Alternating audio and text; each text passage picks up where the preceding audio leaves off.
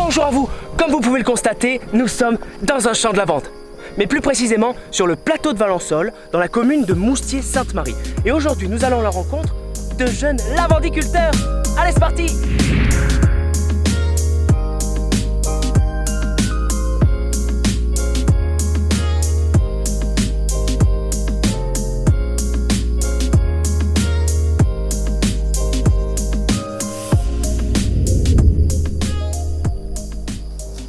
Salut Floriane! Enchanté. Bonjour! Alors, c'est beau ici là! On est où? On est à Moustier-Sainte-Marie, D'accord, sur le plateau de Valençol. à Arbitel, sur le plateau de Valençol. À Arbitel, donc explique-moi, tu as baigné dans la lavande toute ta vie toi? Pas du tout. Christophe, mon mari, est arrivé en 2011 dans la région en tant qu'employé agricole. Il a appris la culture des lavandes, la plantation, le binage, les traitements, la récolte. Et vous êtes tombés amoureux Et on Vous est étiez déjà- totalement tombés amoureux tous les deux de de cette culture. cette culture. D'accord. Donc c'est un projet que vous avez en commun depuis 2014. Depuis 2014, donc on a eu une opportunité, on a tout fait pour aboutir à notre projet. Salut Dominique! Salut Tristan, ça va? Bien et toi? Ouais, ça va. Alors c'est toi le conseiller foncier de monsieur et madame Minot. Et je suis le conseiller foncier du Verdon, on va dire. Ah, du Verdon! Voilà, du Haut-Verdon et le plateau de Valençol où on est aujourd'hui. On a permis, en attribuant ce foncier à monsieur et madame Minot, de pérenniser l'exploitation de monsieur Minot et de permettre l'installation de madame Minot.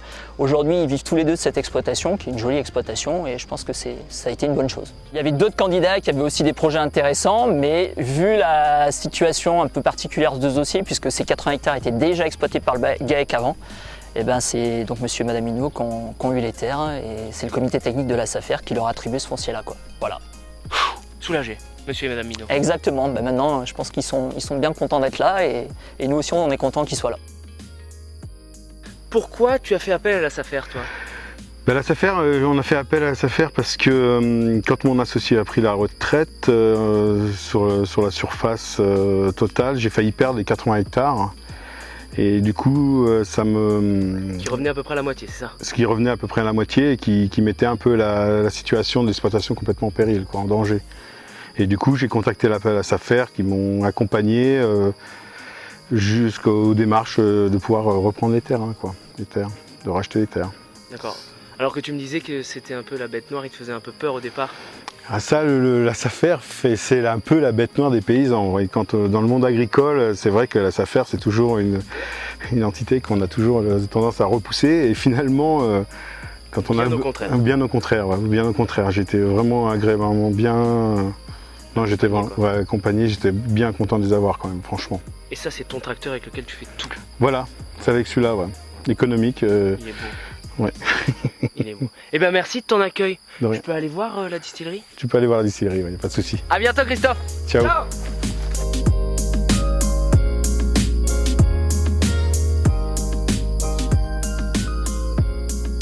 Salut Laurent.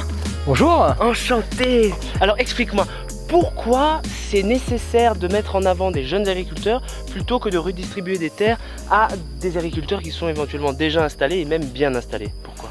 C'est important de confier du foncier à de nouvelles installations, à de nouvelles unités économiques. Ça participe à la vitalité des territoires ruraux.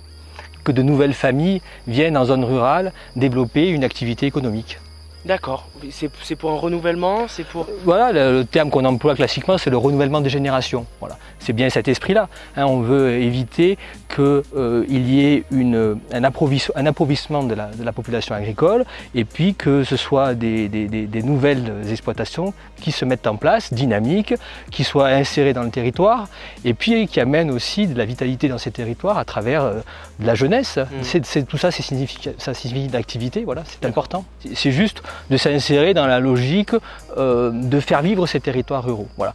Donc créer de nouvelles unités économiques, distribuer le foncier à de nouveaux porteurs de projets, plutôt que de concentrer des grosses unités, des grosses exploitations qui après deviennent intransmissibles, il ne faut pas l'oublier.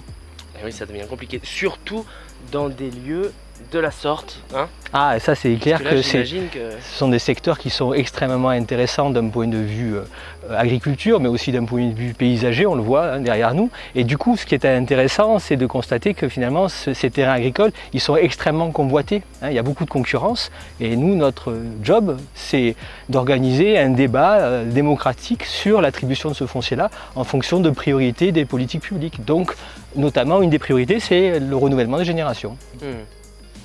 Eh ben, merci pour les jeunes et les autres, parce qu'il n'y a pas que les jeunes, il y a des autres aussi. Oui, et tout à fait, puis, oui, je confirme. Dominique, je vais aller courir dans les lavandes. Bonne course.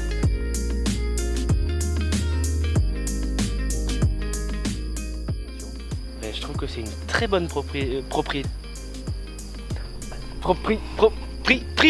Très bonne priorité. Oh Christophe, je fais lequel du coup? Du coup, tu continues la ligne, hein, puis après, tu auras l'autre parcelle au bout, là. Je fais l'autre parcelle. Voilà. C'est cool hein, l'avendiculteur, hein? Tout à fait, ouais. C'est sportif l'avendiculteur, je vous le dis moi.